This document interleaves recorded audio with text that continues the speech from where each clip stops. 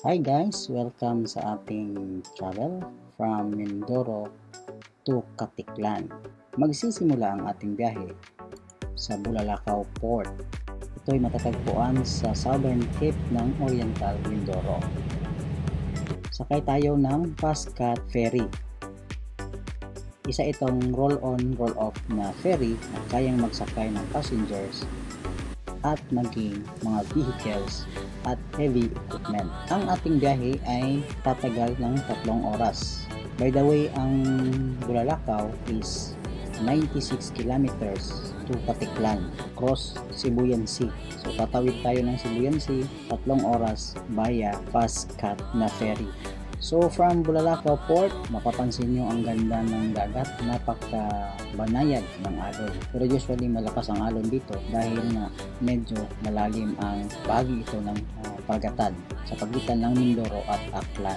Ang ating pinili ay ang Premium Economy. So magbibigay tayo mamaya ng breakdown ng rates ng passenger at maging vehicles of freight, no? Magkano ang bayad per person o per vehicle based na rin sa pipiliin nating accommodation. Mapapansin nyo dito sa kanilang minibar, comfy, napaka-cozy. Pwede kayong mag-order. Ang ating Premium Economy ay air-conditioned, kaya maganda siya sa biyahe mga kaibigan.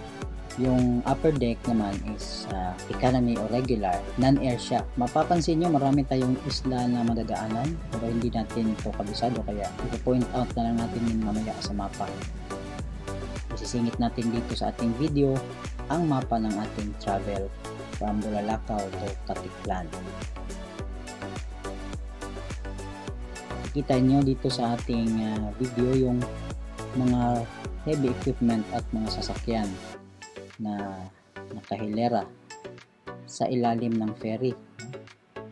Malalaking sasakyan ang karga, mga trucks, buses at mga SUVs. Pwede rin mga motorsiklo at mas lalong pwede ang mga bisikleta.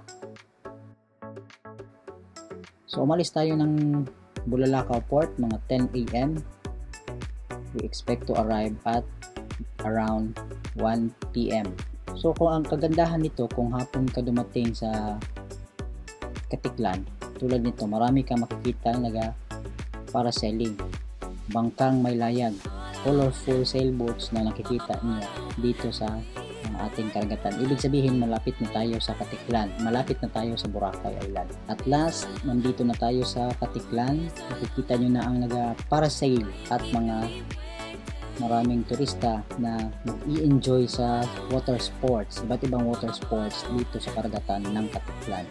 Tulad yan, kulay blue na sailboat at mga colorful na parasail. Okay, at dumaong din tayo sa Katiklan Port kung saan may nakita tayong Tugo Ferry at isa pang barko, Marina Ferries yata ito. Marina Ferries itong katabi ng Tugo. Okay, hanggang dito na lang at maraming salamat sa inyong panonood sa ating video from Mindoro to Katiklan.